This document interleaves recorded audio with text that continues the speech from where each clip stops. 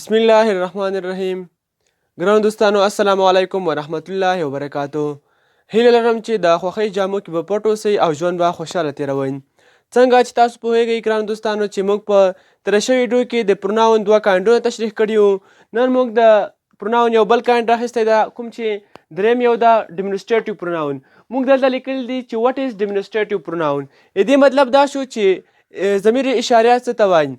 انسر کې مو لیکلي It is that pronoun which point to something or someone. دا هغه اسم ضمیر دا کوم چې د اشارې لپاره استعمالیږي، یو شي ته اشارې لپاره استعمالیږي. اگزامپل مو ورکړی دا مثلا this that this. دا موږ څه د ډیمونسټریټیو پروناون اگزامپل دی. یو وار بیا غواړم چې درته تکرار کړم دا هغه اسم ضمیر دا کوم چې د اشارې لپاره استعمالیږي. ګرانو دوستانو زموږ سره د پروناون څلورم کاینډ چې دا هغه انټراګیټیو پروناون ده. موږ لیکلی چې وټ از انټراګیټیو پروناون. ضمیر سوالیه څه ته وایي. انسر کې مو لیکلی دي it is that pronoun which used for question and asking.